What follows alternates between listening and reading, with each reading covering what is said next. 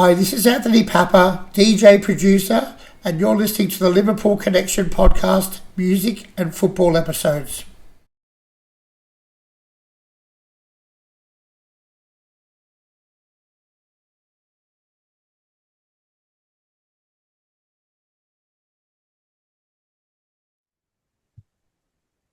Hi everyone, welcome to the Liverpool Connection Podcast. This is my music and football episode and more.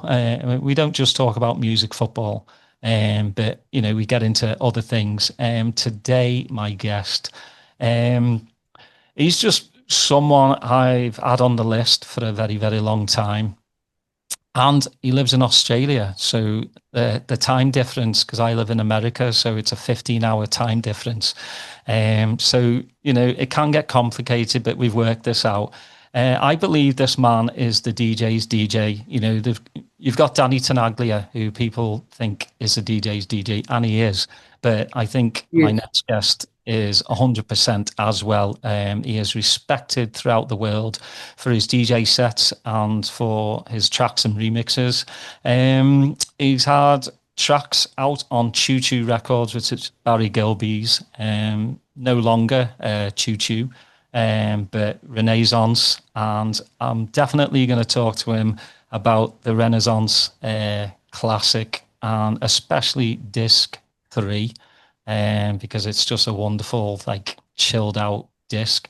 But I welcome Anthony Pappa to the podcast. It is so good to have you on, mate. Thank you for having me on the show. It's nice to be here. Thanks.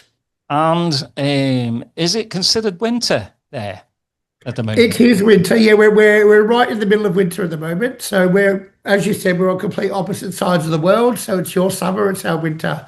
But I'm only here for another 3 weeks before I'm heading over to Europe to go from winter to summer. Yeah, it's so crazy to think, 15 hours away is winter. It's just meant. Yeah, I mean, as soon as you cross the equator, basically, it's warmer in the middle. But heading south, I'm in Melbourne, which is the southern tip of Australia. So this is the winter part of Australia, the colder part. So does it actually get cold? Okay, so people ask me this all the time, and I lived in the UK for 20 years. So English winter is nothing like a winter here. We don't have to deal with ice, snow. I mean, it's coldish. Put a jacket on, but it's not that cold. It's not too bad. Is it put your jacket on with flip flops? Well, thongs they call it, but flip flops. Yeah, a thong in Australia, a flip flop in the UK is a thong in Australia, but a thong in the UK is a whole different thing. So yeah, I call them flip flops. Yeah, actually, I'm wearing them.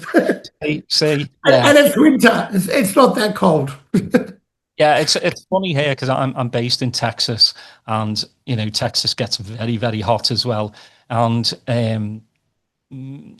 I'm based out of Austin, so the winters here aren't really winters I've ever seen anywhere else. I mean, you're in the south as well, which is warmer. So your south is warmer as our north is warmer, being the opposite. Yeah. So the kids here will wear puffer jackets, right? And the girls will wear the earmuffs, but they'll wear shorts and flip-flops. And that just blows my mind, because the coldest for me would be my feet. Yeah. My hands. Yeah. It's all up here, as long as they're warm there. It's strange, but hey, whatever works for you. Yeah, it's all good. Anthony, I do want to go back. I always love to know people's roots and early influences. So obviously you're Italian born. And music-wise, in your house, what was playing as you were growing up, and did it have... Well, I started as a 4-year-old playing the drums, and mainly due to my father being in a rock and roll band, as he was a keyboard player. And once a week they'd have the band practice at our house where I grew up. So I was around musicians and music as a kid all through my life. So I played the drums. I listened to my dad's music, which was rock and roll. They used to do Elvis shows. I listened to early disco, funk, hip hop as a young kid. I mean, bought my first Technics 1200 at the age of 12. So I had two decks. I think I bought the first one at 12. By the time I was 13, I'd saved up enough to buy another deck and a mixer, a basic mixer. So I had a set of decks when I was 13. So that's when I started toying with the idea of mixing records together. And what got me into music then, I just listened to the dance shows on the radio station and liked the music. And then with my kind of pocket money, I'd be going to record shops and remembering the names of tracks I'd heard on radio and started buying a few records until like I had a crate of records, a milk crate. Got some decks, taught myself how to mix, and literally 2 years later, by the age of 15, I was in a DMC mixing comp, which I won. So it kind of shows you the level of commitment I had already at such a young age.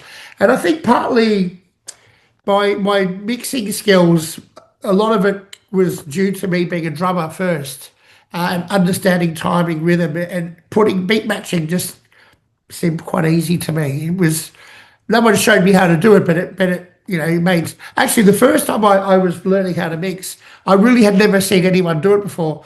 I didn't know that you needed slip mats on a turntable, so I'd press the start button and try and start the track on beat, and it was like, just trying to work out how many seconds do I need to start it before till it hits the spot. Until I went to a party once, and I saw a mobile DJ, and I'm like, "What's this?" He goes, "Oh, you need these mats." And once I had them, I was like, "Right, push, I'm off." Easy. The rest is history, as I say. So how many hours a day were you practicing? As much as possible, like at least 2, 3, 4 hours a day. Yeah, heaps. I was obsessed. I loved it. I knew it's what I wanted to do at such a young age, and I was so determined to do it. It was like nothing's going to stop me. By 14, 15, I had my own equipment. I was doing mobile DJ parties, friends' birthdays, the local kind of, if anyone having a party needs a DJ, let's get Pappa. And then with that money, started building up the record collection to where it's at now, which is about 35,000 records, I think I've got. And I love my vinyl, love my records. I've never sold any. I have them all here. And then, so I went from a mobile DJ to playing clubs as soon as I was basically legal to go to the clubs. I had a couple of residencies at some of the biggest clubs in Australia. Friday night, I would play in a club called Metro, which was about 4,000 capacity. Saturday night, I was playing at another club to a couple of thousand people. Sunday, I was playing somewhere else, and I was doing a midweek gig so playing 4 nights a week. Still doing a day job because I'd left school, working in my dad's family business, which was a tap manufacturer. And I did that for 3 years. And then it got to the point where I was turning up to work with my dad pretty tired, burning the candle at both ends. He's like, you can't keep doing this. And, you've got to kind of make a choice. And it's like, well, you probably shouldn't have asked me that because I don't, you're not going to like my answer. I obviously music was my first love and first choice. So not only did I choose it, but I decided to move to the UK at 21 because I knew that's where to follow my dreams and to make it on the next international level. From someone who lived in Australia pre-internet, pre-social media, where you didn't have that exposure. If you wanted to make it somewhere, you had to go there and physically do it. So that's what I did. I went to the UK. In May 1995, I made friends with a couple of DJs that would come to Australia. Dave Seaman was one of the guys I met in 1993. Very, very good friend of mine. Even to this day, we do a lot of gigs together. I came over to the UK and he helped me get a job at DMC in England, and which was also Stress Records, a record label. And that was my introduction to working at a record label, DMC. They were also the headquarters for Mixmag, which was a magazine publication. And they also had studios, which they teamed me up with an engineer to start my musical career as a producer. So it was the perfect place for me to arrive at, to kind of learn everything and be in the melting pot of all these different facets of the industry, from a label, a magazine, studios. It was perfect, really. And from there, I mean, when I went to the UK, no one knew who I was. It was like kind of starting again, but I had the knowledge, I had the experience, I had the passion, but I had the dedication and the drive. And a couple of years, within a year or so, I managed to get on the books with Renaissance. The Renaissance was a really big club and doing amazing parties in the UK. But at this point, they'd even started doing parties around the world. But the legendary Renaissance for me, because it was what was so special about it, was my icons that influenced me the most, as well as Dave Seaman, were Sasha and Digweed. And of course, they were the main DJs and sound, and even Dave for Renaissance. And that triple CD that John and Sasha did for Renaissance, which was probably the holy grail of all mix CDs, even to this day, inspired so many people. And yeah, to be connected with Renaissance and to be able to play at the club. I started doing the early warm-up sets and opening sets, which was amazing. Yeah, amazing. And from there, things just grew. Well, they just did it differently, didn't they? Renaissance. I mean, They did. They were ahead of their time. From the events, and Yeah. also like that first CD, the whole artwork, the booklet was just something that we'd never seen before, and the production on it was just. I was going to mention the artwork. I mean, that was a key. Not only was it about the music, but the visuals, the artwork, the whole thing. It was the whole package. Yeah, for sure. Yeah, it still gets played in my house. I mean, it's just the gold dust of it's amazing. But plus, it was really the first big mix CD. Agree.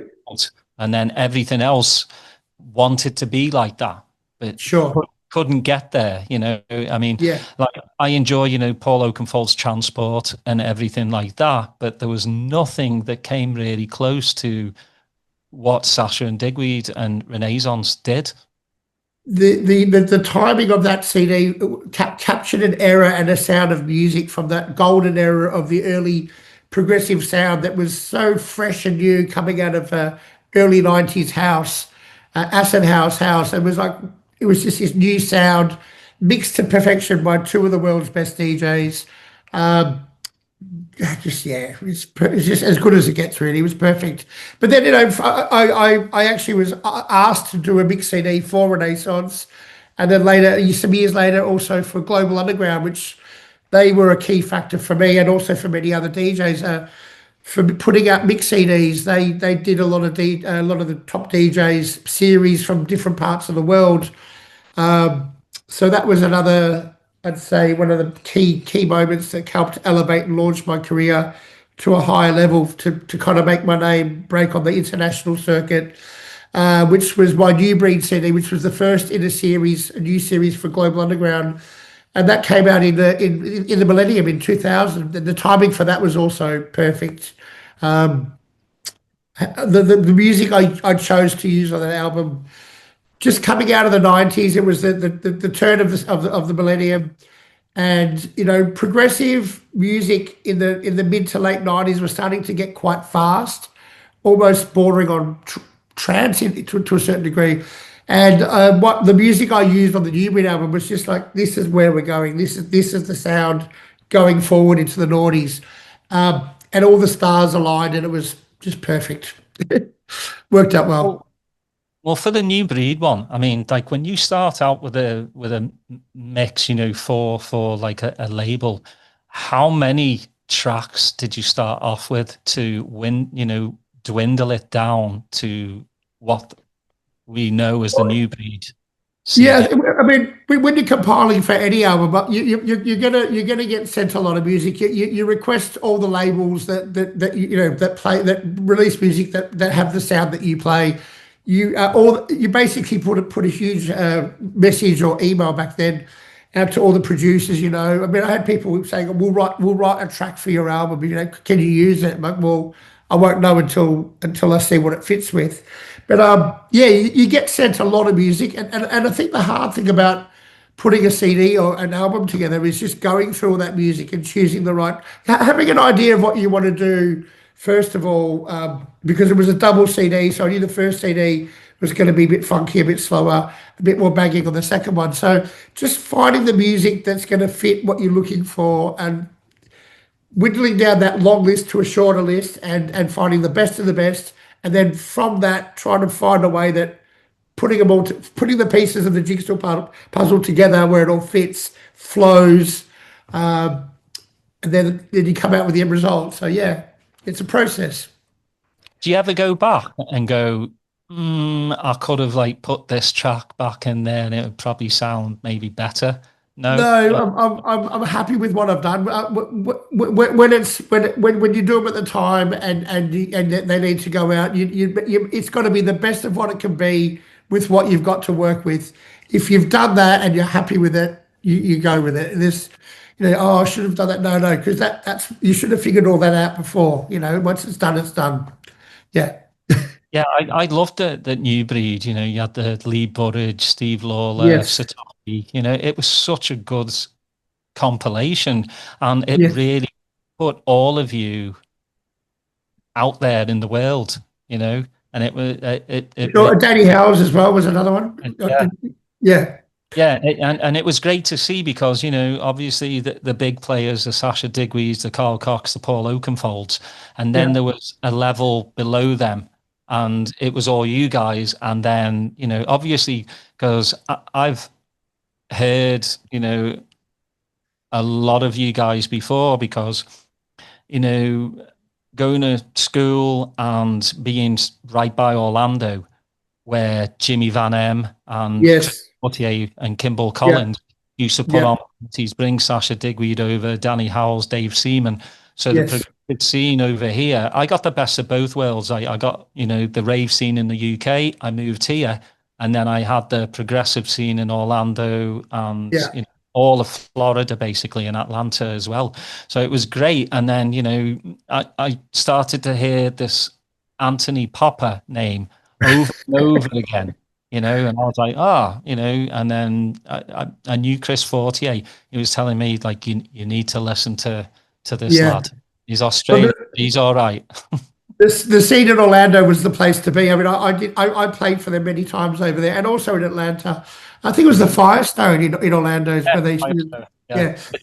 Yeah. Yeah. Those what Jimmy and Chris Fortier and those guys were doing in Orlando was pretty much what I was doing here in Australia, which was we were influenced by John and Sasha and that UK scene, which was pretty much from Renaissance really. But yeah, they were good times. Yeah, very good. Oh, they were very good times. I'm glad I still remember quite a lot of it, which Yeah, is, yeah, for sure. but even being in my 50s, I'm like, yeah, I remember those days. Yeah, they were Yeah. good. And, It was a good time to be clubbing, to be alive. It wasn't how it is now with the old phones out and everything. People were there for the music, and well, people still go out for the music now. It's just a little bit different. Yeah. yeah, and I mean, I've always had this conversation on many podcasts about the phones and stuff, but, we're without sounding like old farts and without sounding like, oh, it was better in my day. It's Yeah. the kids' day today. Yeah. Social media is a part of life, 100%. whether we like it or not. Yeah. Would I like a bunch of phones staring back at me while I'm giving my heart and soul behind decks? No, I wouldn't. But, they don't have them up at 90 minutes. They'll I was just going to say that. Yeah, I just played in Sydney on Saturday, and yet there were some phones out, but they'd capture a couple of moments, put it away, and then get on with the party. So, hey, it's the world we live in today. It's to be expected. Yeah, and I don't mind as long as it's not just that, which it's not. So, Well, I think it also helps the DJ as well, though, because if that's the first time these people have really come with their mates to see you, sure. that's they're going to put it on TikTok, they're going to put it on social media. And to be honest, we use it too to help promote ourselves and shows, and it's like, well, yeah, it works, but yeah, it works both ways. It's an important tool, as you said. It's part of what we do, and I don't think today DJs would be doing what they do without social media. Well, We've evolved. well, track wise as well. Yeah, You can. The only thing I do miss is like when you used to change spot. I mean, you would watch the DJ, and especially if they're playing vinyl, your head would be going around like this, trying to Trying to get work out, the track. or trying to look at the sleeve and what color sleeve is that, and then go to a shop. Oh, that's that record. Now, Yeah, now it's so much simpler because within 24 hours, that track is online. yeah, You know, yeah. people get a track list, and you know, especially like Sasha Digweed, they just did the top manor. Yes, Yes, that looked amazing. and you know, half their track list is Oh, all. is it up already? Yeah, Jeez, yeah. that's I looked today, and half of it's ordered because people just love what they play. So you know, cool. they track these stuff down, and I'm like, how quickly do these Yeah, people get this? yeah, And I know for you, like you love your vinyl as well. So do I. I'll always say there's nothing like the smell of brand new vinyl. I'm a weirdo when it comes to that. I just, you know, taking off yeah, the plastic, yeah. doing that, and Yeah, then on the denim. Works better yeah, on denim. yeah. But well, so you don't get a paper Yeah, cut. absolutely. Yeah, Yeah, but yeah, just taking the vinyl out and smelling brand new vinyl, yeah, and then looking at the artwork and then reading every single word that's on yeah, that piece of vinyl. yeah, I miss that, and I miss the days of going to a record shop because that's where you met your mates. That's where yep, you had a relationship with the seller, you know, who would store records for you. And when absolutely. you come in, you know, you've got a stack. You might only buy three out of the 20, but it was, you were talking while you were listening as well. And I Oh, think that's one of the biggest things I miss because when you're on like platforms like Beatport or, you know, wherever you get your music from, it's a bit cold because it's just you staring into a computer screen with headphones yes, on and click, yes, click, put it in your basket, click, click. So obviously the human side's not there. sure. Well, Yeah. also, I was on a lot of mailing lists to receive promos living in the UK, and you know when the postman delivered the records every day, I was excited to go and open them. But you also knew because there might have been 10 or 15 or 20 test pressings of a track pressed. So the record label, that it cost them money to press that record. It cost them money to send it, to post it. So when someone sent you something, you knew you were handpicked to receive something, and you knew it was going to be something that you're going to play because they wouldn't bother sending it to you otherwise. So there was that personal touch with you and the labels. Here's one of 15 TPs. We've sent it to the blah blah blah blah blah, and you knew you had this record which no, only a few people had, and you had it for a good couple of months before other people had it, or you'd have an acetate, and you could really, the train spotters would be looking for these tunes, and you just knew you had all these exclusive tracks. I mean, the version of that today is a producer can send me a track, I can put it on a USB stick and go play it without spending 60 quid on getting it cut onto acetate, because that was quite an expensive outlay to do that. But also, I mean, being on promo lists, I would still buy records every week from three shops in the UK. I would buy from Plastic Fantastic in London. I would buy records from Massive Records in Oxford. That was a really good shop. And the other shop was Three Beat in Liverpool. Mhm. They would send me like every week or so a package. Just if I thought if I bought records from three shops, and with what I got sent, I'd pretty much have it all covered really. Um, so yeah, I miss those record shopping days. They were great. Yeah. But I'm sure you don't miss like remember when you used to like I was on Chris's promo um, list as well. So I'd get sent it, but then you'd have to, you know, review it and send it Yes. back the fax. Yes. Fax back the reaction sheet. Yeah, Yeah. Yeah. yeah. Yeah. Well, now you know it's just a quick email. I'm on Steve Parry's SMP um, Yes. as well, so that's much easier internet wise than finding a fax machine and having to, you know. It is easy, but the fact that someone hasn't physically produced something to send to you, Mhm. if it's just sent in an email, the floodgates are open and you get sent. I listen to probably 3,000 tracks a month that are Wow. sent to me. So it sounds like a lot, but when you break it down, it's, let's say on an average 100 tracks a day. could be about 40, 50 emails with two or three trucks. So that takes, if I don't spend a couple of hours every day going through my inbox, it just piles up. And I'm very much keeping on top of my tunes. That's something I do daily, just to sort out what's good, what's not. And then from there, you're putting things into your system, into a folder. And then from there, you start working out what you're going to play at the gigs. So it's a lot easier, but it's also probably a bit more time consuming with the amount that gets sent, wading through it all. But like you say, you don't have to go to a shop. I might have got a train to London or driven somewhere, but that was kind of cool as well. Like, it was a day out. You go, I'm going record shopping today, and you spend the day going to some shops and digging, and you find stuff there that you always find those special gems that you wouldn't have found them unless you're in the shop digging. And what's this? I don't know. Checking out. Oh, that special track on the B side, which is obscure or whatever, and it's like, oh, well, this is a tune.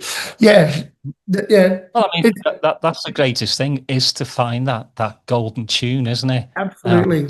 Yeah. A lot of the times it would be B-sides because, Yeah. it's missed. Everyone goes for the A-side, Sure. and you just. Yeah. I mean, I'm the same. You don't want to be playing what everyone else is playing, because what's the Yes. point? I mean, you might as Yeah. well just wedding DJ, you know. Yeah, you don't want to be a just jukebox, play but the hits.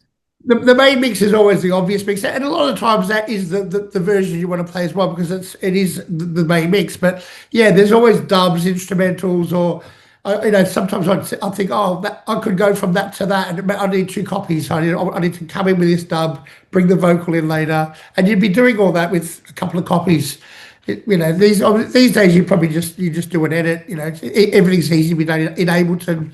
Make your own edits, or even, to be honest, on the 3000s, I could actually live edit so much on the fly. The machines are great these days. What you can do with the technology, so it's good. Yeah, I mean that's Where the we're great. at. Yeah, I mean that's what you want to do. You want to push the sound, and vinyl does limit you. Sure. I think digitally, especially the CDJs are used as an instrument. Sure. I mean, other people who are musicians that have never DJ'd in their life will be like, "What are you talking about? A CDJ? Yeah. Like, that's not an instrument." Well, I believe it is, because you manipulate sound from it, Exactly. Yeah. and it's always great to hear. I mean, like, obviously one big one is James Zambila, who just blows my mind every Yeah. time, He's amazing. Yeah. because he's a kid in a candy store, and he just works these things. I mean, I'd love to. I don't need to see a DJ like throwing their hands in the air, like No. going absolutely Yeah. crazy. Yeah. That's why I have so much respect for Sasha and Digweed. They get their head down. They'll put their head up every now and again to see how the crowd's going, but Exactly. they're zoned in, and I think. It's the music doing the talking, not them. It's like, we're just here to play it. Yeah. Well, I mean, we all remember when DJs weren't front and center; they were hidden. It's true. Well, most DJs were pretty ugly back in the day, so probably being hidden, it was probably a good Yeah. thing. In the corner in a dark club, put the smoke machine on. Maybe a strobe light every now and again, but yeah, you just play the music. Yeah. But I do miss those days, because we are, again, this is a new kind of world we're in, and as a DJ or producer, you have to build a brand. Yes. You can't just go play out and go expect everyone to like follow you. You've really have to have, a social following. Correct. I don't like it to a point where it's like, well, how many like followers do you have? And if you don't have enough, no, I'm not going to book you. I think that's wrong, because it's wrong. talent. Talent comes before anything. And Always. there's so many, the DJ scene now is a lot of these kids are seeing people in private jets, having champagne and this and that. And it's easy once you know how to DJ. It's one of the hardest things. You graft so hard. I've got DJ mates that are still grafting, because they have to be, because there's going to be somebody behind them wanting to take that slot. you know. Sure. So Yeah. that's the thing. So I mean, for you, you're at a point in your life that you can get booked at really good venues, but I love it that you stay true to the Melbourne scene as well, because that's where you're from, and you need to Yes. to build that. And I think some people don't have that. They need to spread their wings and go someplace else. Like Lee Burridge wasn't really heard of. He moved from the UK to Hong Kong. He Oh, made correct. he Yeah. made his way in Hong Kong.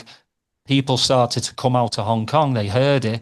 He moved back to the UK and obviously started Tyrant with Craig Richards and Yes. Sash, and then he blew up. And Yeah. but I've been following the Australian scene for a very long time. I mean, I'm a big fan of Phil Kay, who was a massive influence on me with breakbeats. Same for me. Yeah. A good friend and an amazing influence on me too. Yeah. Yeah. Absolute legend. And before that, I never really heard Australian DJs until Phil and then Luke Chable. And I was like, again, I needed to know more. And then, your name pops up. I mean, Jamie Stevens, obviously, with Infusion. So it was like, wow, the UK and Europe and America have an amazing scene, but then wow, Australia, what? We're worlds apart, but we're all doing and following the same thing. Yeah. Yeah, It's yeah. crazy. I was actually watching a documentary on the street raves of Australia Yeah. last year, and I was like, wow, it's identical to the UK, It is. and It really is. People don't know that. They think, oh, what you had a scene there. yeah, Uh, and it was a good one, and it was pretty much going this parallel same time as what you guys were doing. We're just doing it on the other side of the world. yeah, Yeah, absolutely, man. Yeah, yeah, like I said, the first time I met Dave Seaman was when he came to Australia in '93. The first time I ever heard Sasha play live was in Melbourne. That was 1992. I mean, I was probably not 19, 20 years old. I'm like, who's this DJ? It was actually Phil Kay that introduced me to Sasha. Not personally, but he said he gave me one of his tapes from the UK, and I said, "Who's this?" He goes, "You need to listen to this DJ. He's awesome." So I was like, "Okay, cool." And instantly, I knew that from the tunes and mixing, there was something special about the way he put tracks together, and that was just what I aspired to. I was like, "Okay, well, I need to be as good as this." That's the benchmark. So yeah, pretty much. I mean, Phil Gay he was a couple of years older than me. When I was 15, I went and see Phil. Phil was DJing at a mobile party somewhere, and I noticed that he had stickers on his records with a key. And I said, what's that? I had no idea. Just he goes, oh, that's a key. What do you mean? You go, oh, it's the key of the track. Then you can mix different tracks in the same key. So, okay, so then I need to key my records. Went and bought a keyboard, learnt a few chords, and my whole collection's got stickers and keys on it. Actually, one sec, just pull out an example here.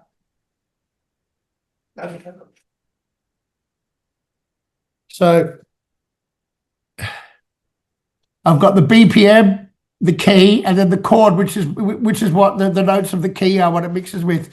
So that was Phil Kay saying that's what you need to do. So my whole record collection, 35,000 records, are keyed, and the shelves are in order by BPM and key, not by the artist. So when I go to the first cube on my record shelf, it's like 80 BPM slow reggae, goes to funk, hip hop, 120 house, and as it gets faster, you get progressive. There's breaks in there. There'll be techno. So my whole wall of records is like a big record box in BPM and key, and yeah, that's just been the way I've DJ with keys and putting music together, and you can hear the difference. I mean, it doesn't mean that when you play a set, you just have to play the whole set in one key, but as a guide, and especially going back to the mix albums like Renaissance, Global Underground, when you want something to sound right, that bit's really important. Mhm. Well, I mean, especially in progressive as well. Yeah, There's exactly. a With the music. lot of melody. And Yeah, if you can play by ear in key, you can yeah, do anything, you know. And exactly. well, I wanted to ask you also, I mean, because, obviously on the early stages, you were kind of categorized as a progressive DJ. Yes, Um, but I mean, you can also be progressive without just being progressive house. And I think with yourself, your genres go from, deep house, they progressive, do. breaks. Hip hop. No, yeah. I've got hip hop. Yeah, And I've got techno. I've got house, tech house, breakbeat, funk. Disco. So yeah, you know. I think that's also because of when you're a mobile DJ and you start doing parties, you learn quickly that you need to be able to play a bit of everything. Even Mhm. rock and roll, whatever it is that if it's a birthday party or a wedding or whatever. And that I've kind of always kept that all the way through my career. I mean, I might not play a lot of those records, those tracks out from different genres anymore, but I'm still sent a lot of that music. And if I like a track that's even not progressive, it's house, funk, or whatever, I still keep it ambient music. Yeah, because it's a good tune. I can't disregard a track if it's good. So there's a place for everything, and it goes on file. And next week I'm playing a techno set in Melbourne, and I'm going to go to those tracks that I have that I didn't play last week and play a different set. So I think musically it makes for a better DJ that has that kind of spectrum of genres. Like, for example, Dave Seaman and I did a back-to-back set 2 months ago at Stereo in Montreal. Mhm. We played for 10 hours, and I started with first half an hour or so was just ambient. Then we went to deep house, and we went to house, organic house, progressive house, melodic, and we just slowly built it over the course of the night. And if I'm listening to another DJ, and I don't care how good they are or who they are or what they play, if anyone plays the same sound for 2 or 3 hours, it's going to get boring. You want the dynamics. You want it to start somewhere, go somewhere, and take you on a journey. Um, that to me is proper DJing. And Mhm. longer sets helps you be more creative to have that time to be able to go to all these different places. And that's the ultimate kind of listening experience. Hearing your favorite DJ play a long set, playing all the different styles of music, programming it right, building it together, and yeah, that's DJing for me in my head. A Yeah, 100%. I mean, I think, again, a lot of the kids kind of get stuck on one genre. And yeah, you don't want to limit yourself because, if you play a party and you look up and nobody's dancing, what are you going to do? What, You know, what's plan B, plan C? Exactly. yeah. Yeah, And I think, like, we all talk about this, and the resident DJ for me doesn't get the just rewards they should, oh, because absolutely. they open up for the special guest, for the headliner. They set the tone for the night, Yeah, and if they get it wrong, then that could ruin the whole night. It doesn't matter who yeah, comes after them. yeah, Then you've got these kids have to learn to kind of rein in the sound. Like absolutely. at 10 Yeah, o'clock at night, you better not be playing 130 beats per minute, like yeah, banging. 100%. I know what I'm going to do if I walk in that club and it's playing that fast, that early. I'm going to probably turn right back around, probably go to the bar or go Yeah. right back outside if they have a patio. I think, it's lost a little bit. I mean, Danny Howells to me was the best opening DJ I've ever heard in my Yeah, entire life. And agreed. for many, many years, he played that part really well, and then he got his just reward in moving up in the ladder, and he started to get bigger spots. But for you, would you rather play like you just did 10 hours back to back with Dave, or would you like to do normally 4 or 5 hour Well, sets? 4 or 5 hours is ideal because you can play some of the slower stuff. You can create the build within your set, and you don't have to just come in and play peak time bangers. There's a lot more music around for us to share and play than just saying we want you to just go and smash it. Sure, I do that when I need to do that. That's what I did in Sydney on Saturday. I had a 2 hour set, peak time. I just came in and smashed it. Um, but yeah, yeah, having that the couple of extra hours, 4 hours, let's say, or five, just means you can do a bit more. You can find that groove because it takes time to get that groove and suck people into the groove, and then slowly build them up on a journey. Yeah, I really enjoy that. I actually did a gig with Danny Howes in Australia 2 weeks ago actually, and he was on before me. And as a joke, I said to the promoter, "Oh, because I played after Danny, I said you've booked the best warm-up DJ in the world before me," which was obviously a joke because Danny was playing quite house, and I love playing after playing with Danny. He's a good friend. But as you were saying, he's the ultimate warm-up DJ. I remember when I lived in the UK, I'd go to Bedrock in London once a month where to see Digweed, and Danny was always the opening DJ, and I'd make sure I'd get there early. Obviously, I was there to see John and bet the party, but go early to listen to Danny play those cool warm up tunes at the start because it was just great music. It's the most important set of any night. It sets the tone, as you said, for the whole night. Yeah, Yeah, and I think Danny's a master at doing it as well. Jimmy He is. Van M was the same. Jimmy did it. Yeah, Twilight. He'd opened for John and yeah, Jimmy was very good at it too. Yeah, Yeah, he just found these obscure tracks that just worked. I mean, especially Twilo, the environment very dark, yeah, and with yeah. a Function One sound system. These tracks that and that's why I feel like yourself, Sasha and Digweed. I can buy the same track as you and as Sasha and Digweed. I come home and I have it in my head, to mix kind of the same.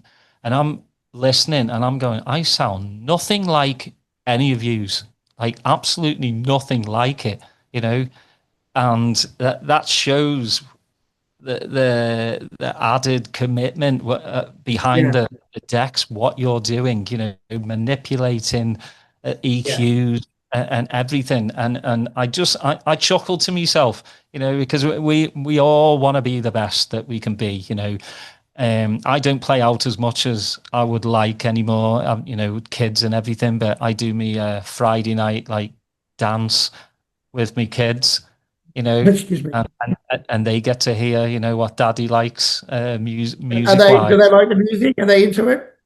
I do. My 7-year-old wants to know, how two records go together, which, I'm Awesome. like, really? Yeah, And I'm like, yes, all right, but they slam the crossfade. I'm like, no, please don't slam it. Well, I mean, they see all these knobs and they just want to, touch yeah, everything. touch And everything. but it's the fun part of them just enjoying the music. I mean, Yeah, they love breaks.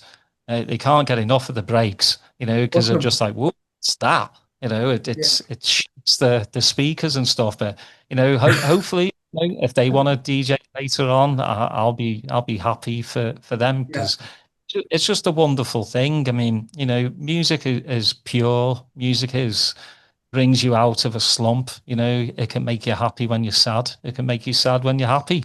You know, true. uh, I mean, for Yeah. me, tracks have to have this emotional attachment for me, and No, you're spot on. Spot on. I've got to feel it. Yeah, And it it's doesn't it's matter what emotional genre. connection. Yeah, it's a feeling. When I pull out a record off the shelf, the emotional connection to where I heard it or played it, and you get the hairs. It's only music can do that. It's amazing. Yeah, Do you go back when you do play something you haven't played in a long time? Do you go back and go, I remember when I bought this, and there I absolutely. Yeah. was. I love that. I've been doing it recently because during COVID, I had a lot of my records in storage from when I moved from the UK back to Australia. So one of the COVID projects was to put the shelves up and let's get the records out of storage and start putting them back on the shelves. And I'm slowly going through, trying to reconnect with tracks that I'd forgotten about and then see I love it. And the memory is instant, like as soon as you go, oh yes, because it's probably a white label. You don't know what it. but you put it on and it'll take you right back to that moment, somewhere in the world or a club or when you heard it the first time or someone else played it. There's all those connections. It's amazing, and yeah, I'm lucky to be able to remember all that still very well. So it's good. It's nice. Yeah, it's like a life timeline. Yeah, it is. It really is. I have the same with my shoes because I know it's weird, You've but got a lot of shoes there. well, they're all Adidas and they're all classics. I've had them since I was 16 years old. We have a thing in England called youth training scheme. So when you finish school, you learn a trade. And with my Right. first check, I bought my first pair. Because my parents just wouldn't buy them for me. They'd be like, they're too expensive. So I bought, first check, bought them, and I haven't looked back. I've got the original boxes, and I remember where I was, who I Yeah. was with, where I got Right. them from. So it's the same with the Fantastic. music because it's a part of me. It's Yeah. like, and again, it's like family first, then music, football, shoes. And Probably do you actually wear them, or are they more collectibles? the more collectibles. Yeah. They've got the tags on and everything. So I every now and again I'll look on eBay and go, holy crap, that's how much they're going for. But That's what I am with records. When I see what certain things are being sold, I'm like, oh shit, I've got 2 copies of that. yeah, I know. Yeah, Maybe I should sell one. yeah, Yeah. I mean, if your bank account's a bit low that week, you kind of because I've Yeah. got twos as well, and I just go, should I? Nah, I always put them back and go, nah, I'm not gonna sell these. I mean, Well, sorry, go on. Yep. I even saw Sasha selling some of his stuff, and I was That's like, what I was just going to say. I oh actually looked wow, at the list the other day. There was an acetate that was going for about $1,000, which is about 500 quid. And I said to myself, I'm sure I've got that on the shelf. So I went through and I pulled it out. I'm like, holy shit. was that Medway? The baseline trap got an acetate of, yeah. The Fibonacci sequence BT got an acetate. So I'm pulling out all these acetates of tracks that he used on his GU Ibiza album, because we were getting sent that music at that time too, playing in those circles. So I was like, holy shit, I can't believe how much. I mean, obviously, it's Sasha, it was used on his album. It's, for a collector, signed copy of this is the track. So yeah, good. But I expected it to be a lot, but it's a lot more than what I thought it would be. The Yeah, price. Yeah. yeah. I can't afford that, but I was like, oh man, that's brilliant. Yeah. Maybe in a few weeks we'll see Anthony Pappa Yeah. collection. Well, I've got my jacket from the New Breed album, but maybe I should do an auction. Oh, there you go. Just sign it and yeah, that would be brilliant. I want to talk to you about Renaissance Yes. Class and CD3 because Yes. the best sequence of tracks that I have heard ever, I think, because you start out with Come Together, which is a classic Primal Scream, and Yeah. you add Talk to that.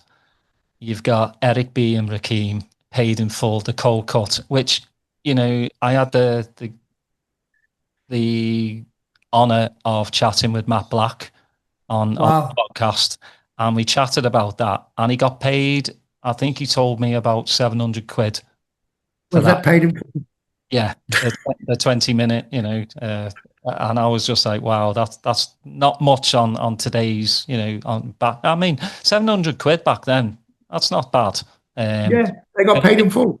Yeah, exactly. And Eric B and Rakim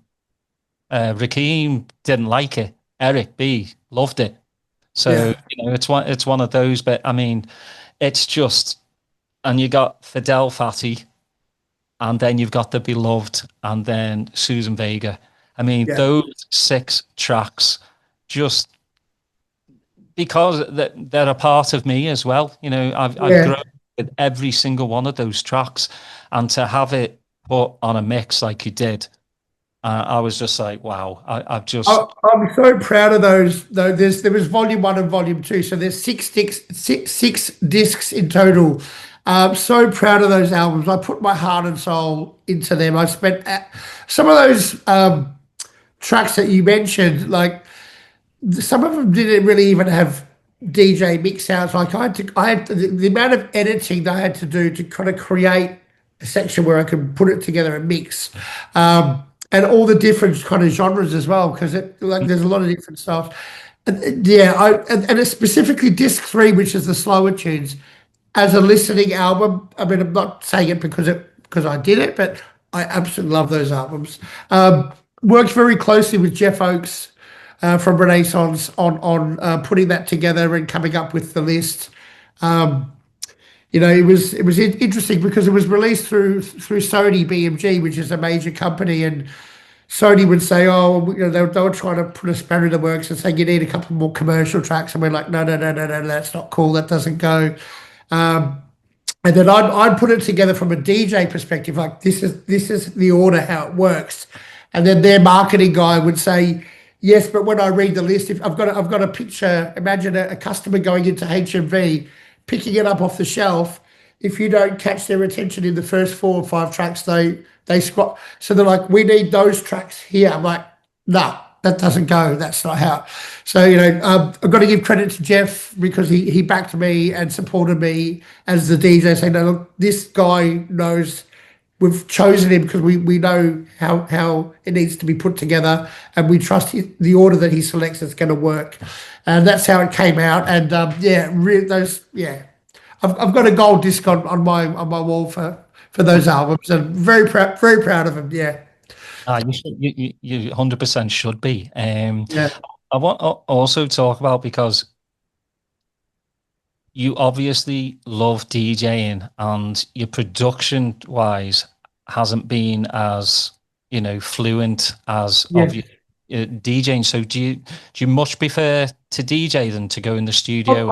I've always said from day dot, I'm a DJ first, producer second. I mean, production is something that I learned to do in later years when I started working at DMC in the UK, and I've worked with various people. I've actually just finished a new track this week with a producer called Fauxplay from the UK.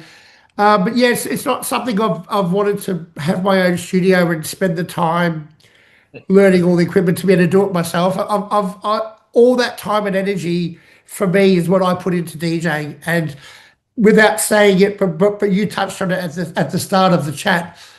To be the DJ's DJ, if you're going to do something really, really well, that's the amount of dedication you need to do. And I don't think I could do both as well as each other, doing the two things. So hats off to, say, Sasha, because he's one of, well, there's others as well, but one of the exceptions that is an amazing DJ, but also an amazing producer.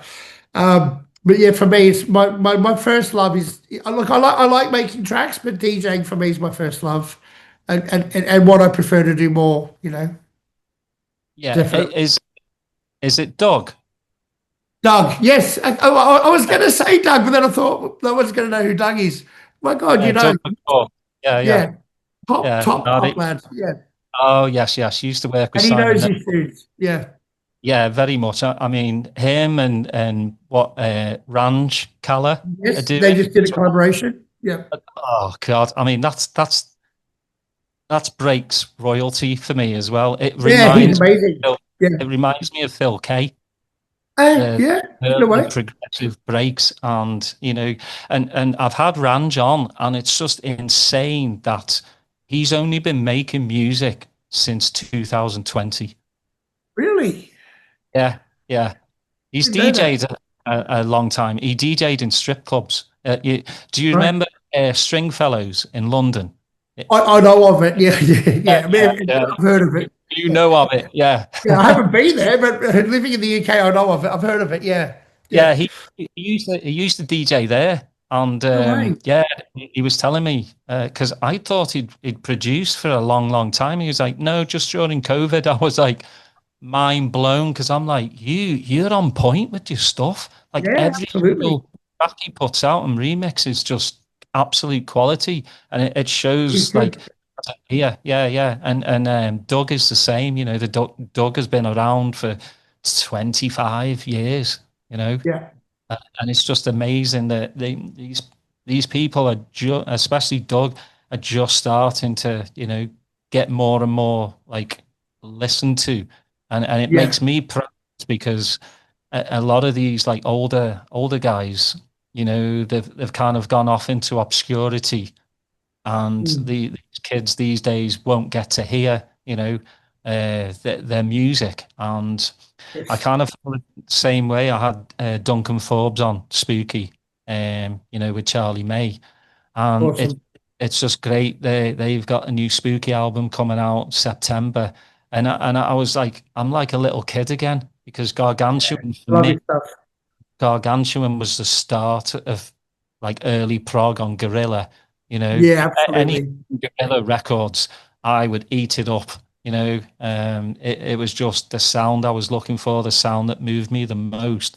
Did you have like a favorite record? I was just going to say, if you said to me what's your favorite prog label of the '90s, the top of the list would be Gorilla. For Mhm. sure. I mean, Stress Records. I'm partial to them. I worked there, but yeah, Gorilla for sure. Yeah, they were really ahead of their time with what they were putting out. It was like this really cool sound. William Orbit, spooky. Yeah, just like wow, cool. Yeah, I mean, it's just one of those that's always stuck with me. And if a younger person goes, ask about like older prog, Gorilla Records, I go straight to Gorilla Records, look them up Yeah, on YouTube, Spotify, whatever.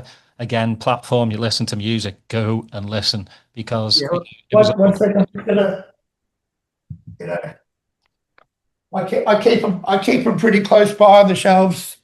I've got two copies here of Reactor Rhythm. I know you like it. One of my fave tracks. love it. Yeah. They look brand new. My records are in pretty good condition. I look after my stuff. Yeah, Yeah, that's no, amazing label. Amazing. yeah. Amazing. There was so much good stuff back then. Yeah. For I want to talk about the Australian scene again. There's so much good stuff. Casey Taylor's still doing stuff, Jamie's still doing stuff, and I'm loving Gab Oliver bringing Zero Tolerance back because again, that was a sound that I loved. That dark, moody, progressive house, and it's even like borderline tech house as we used to know tech house as. The original Yeah, Tech House. Yeah. the original tech house, the bass lines, and with the brooding breaks as well. It's great to Sure. hear, Zero Tolerance back, but it's also great that, meanwhile, I've started Mango Alley, seem to be smashing it. I mean, EMJ, man. We've got a lot of great producers coming out of Australia, especially Melbourne. A lot of those ones you mentioned are specifically from Melbourne. Zero Tolerance was pretty much Phil Kay, really. He was the brainchild of that. Phil and Stuart from DMC in Melbourne. But yeah, good that they're still putting out music all these years later. mm, Yeah, Casey Vapor Records. He's still releasing a lot of music. So yeah, it's Jamie Stevens. He's someone I work with. Actually, we're DJing together this Saturday for the first time, doing a back-to-back set together, Jamie and I. So I'm looking forward to that this weekend. But yeah, we've got a strong scene down here, and a lot of talented producers and DJs. Yeah. yeah, all these youngsters, JMJ and who is it, McCowan and Yes. Ray. Yeah, I mean, it's just what's in the water in Australia because Hello. yeah, I'm, something because I'm just it's just bottled water. Yeah, no, yeah. Look, it's just like you said. We touched on it earlier. We've been into this music and had a scene here right from the get go, from the early, late '80s, early '90s, the rave scene. Carl Cox lives in Melbourne. And obviously, he travels around the world, but there's a huge market and scene in Australia. Probably not as big as obviously like certain countries in Europe or places in South America. But what we've got for our population and our scene is it's healthy. It's good. Yeah. yeah, the way it should be. Well, I want Yeah. to, when you're not listening to, because you do spend a lot of time, DJing and everything. What do you listen to like just chill out? Well, it's very rare that I just listen to music for downtime because it does take up so much of my time when I'm not listening to music. It's give your ears a rest. But if I was if I'm going to go to something like those disc threes of the Renaissance, the more chilled, it's nice listening for the car or at home. Yeah, depending on the moment. Yeah, the kind of cooler, slower, just more chilled. Yeah, Yeah, I got asked this question, like, what's my favorite ambient album? It's a tough one because, I love the Orbital. Uh, KLF, the chill out mix is album. just, I used to put it on to go to sleep to. Like Yeah, once I heard Elvis and the train that's on there, the train sounds, I would pass out. It's just really cool album. I mean, it's hard to, when somebody says, what's your favorite track or album? There's yeah. so many good ones out there that you can't really, I can't make a top 10. There's no chance. I also love the Northern Exposure albums from John and Sasha. They're iconic. I mean, obviously, we talked about the Renaissance album, but that was a pretty special series too. But yeah, look, ambient music, I think it's old. I mean, because I hear so much club stuff, we're listening to music, playing it on the weekends, or doing mixes at home. What you want to listen to, you try to tend to listen to something a bit different. And ambient or slower music is perfect. Yeah, perfect. What has been your favorite club to play? Favorite club. Well, I had a residency at Twilo in New York for about a year and a half, 2 years. That's probably up there. Um, Pasha in the earlier days in Buenos Aires in Argentina. Womb in Tokyo had a residency there. Renaissance in the UK. I mean, they're big clubs from the 90s, early 2000s. But these Stereo in Montreal for a current one. That's probably my favorite in the world. They also probably have, I'd say, the best sound system that I've ever heard at any club. Yeah, so there are a few there. Yeah, Yeah, it's with the amount of, especially in the UK, the amount of like clubs that are closing down, and uh, isn't it? it's really sad. There's a petition to keep Motion in Bristol open, and Yes. I hope they do that because I've been there, and it's iconic club. It's kind of like when Fabric got shut down for a little while. Yeah, Um, I've been to Fabric many times, and that's just it's a place for music lovers. the proper And club. yeah, Actually, Fabric's another one I should have mentioned. Yeah, yeah. you just feel at home. Yeah, yeah. You It's know, a proper club with a proper system where you can go and hear a good DJ play proper tunes. yeah, That for me, if you tick those boxes, whatever club, wherever you are in the world, that's it. That's what you want to be doing in a club. Yeah, yeah. I mean, it makes whatever makes you move, and that's another thing. It's got to have a good sound system because a yeah, lot of the tracks now are very well produced, and there's no point in getting an engineer to make the track sound better, and then you go to a club and it just shit system. yeah, just Yeah, but you've still got to play on it. That's the yeah, thing, and I can see sometimes when DJs come and play, and you can tell they're just agitated by like the sound, yeah. and I can't imagine just having this record box or obviously now a USB with some amazing music. And I mean, for me, like when I go to a club, I want to hear everything that's in that record, you know. Sure. So usually, if I hear something a DJ plays and I really like it, I'll come home, hopefully find it. The headphones go on, but every time I listen to it, I hear something new, and that's that's Well, that's what it's about. the club I played on Saturday, just on this weekend in Sydney, called Carousel, has probably the best sound system in Australia, and I'd say it's on par with Stereo Montreal or the Ministry in London. Like the sound is it's Function One, attention to detail. They've a friend of mine, Adam Ward, who did the fit out. It is as good as it gets. And being a DJ playing on that system, you want to just keep playing all night long and hear music the way it should be sound. You can hear things properly. It's clean. It's loud, but it's clean. It's clear. The difference is huge. When you're on a good system, yeah. It's why we like playing at Stereo in Montreal. The sound. If ever you get the chance, you need to check it out. Have you Yeah, heard of it? oh yeah, I mean, I listened to Yeah, the your sound presentation, system.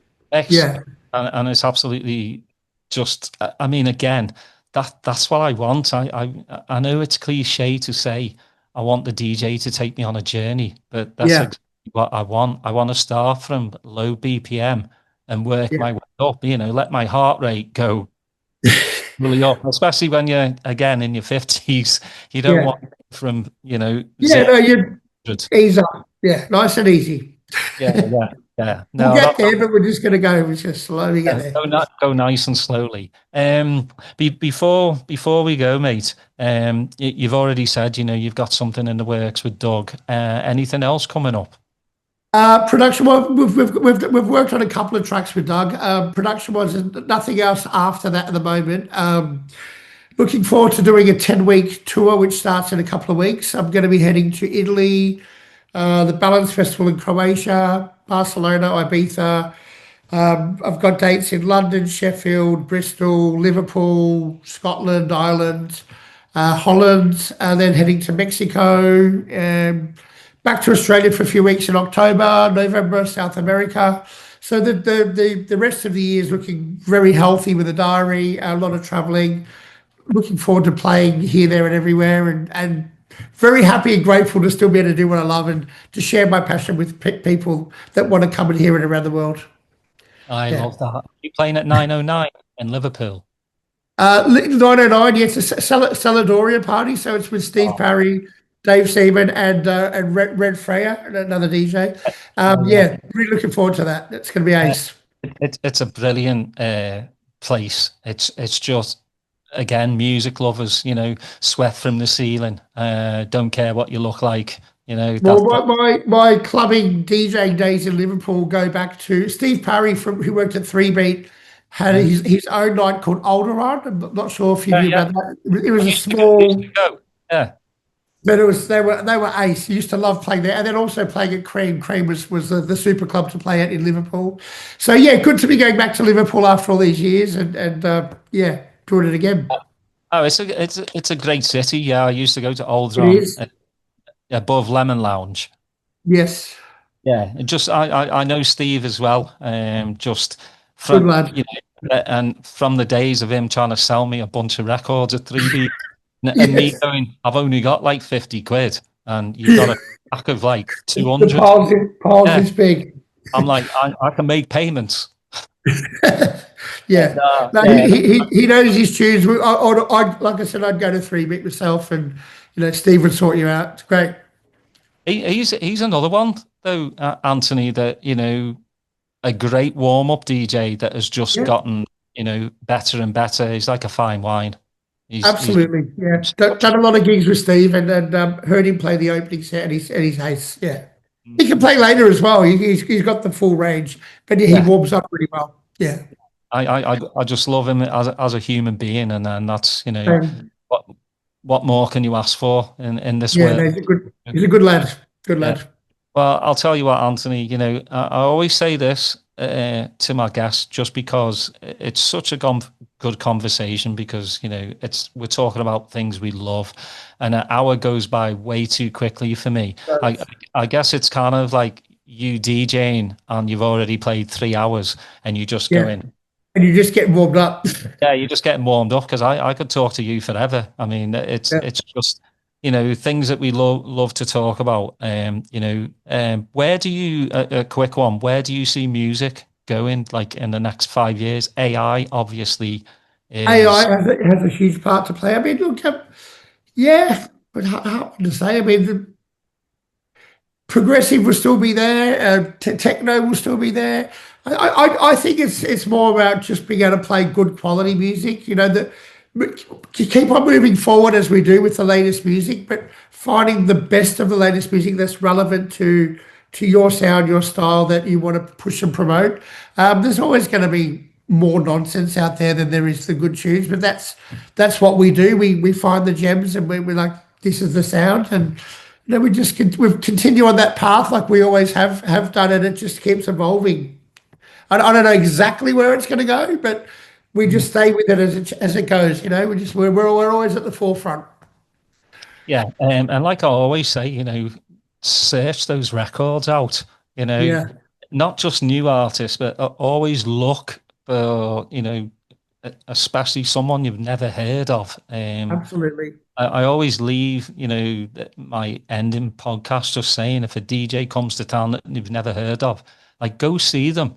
Check them out. Yeah, And check them out, and they might be your favorite DJ. And same with the tracks as well. And sure. don't always go for the obvious tracks. Yeah, Dubs, the B sides, the C sides, the Z sides. Just search them out. Dig deeper and do your research, and you'll find stuff. Yeah, go down that rabbit hole. Exactly. Tie a rope to yourself though.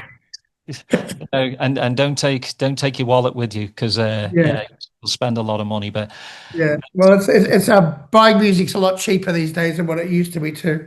What you'd pay £6-7 quid just to get a record, where you can pay a couple of quid for a track. So just buy the one track instead of having to buy the whole album or the 12. Yeah, but it's good. You spot on.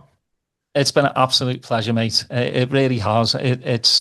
I always say this, like, it's another bucket list ticked off for me, because again, I only bring on, because there's no point in me bringing on somebody that I really don't know nothing about. Yeah. It's silly for me to bring on somebody that I'm half-arsed musically. It just wouldn't work. To have that connection, which is the music, obviously. And I'm like you. I love my funk. I love my soul. That's what my mum's side was. My rock side is my dad, Ozzy, Purple, Black Sabbath. My sister was Depeche Mode, Erasure. So that's a really nice mix. Yeah.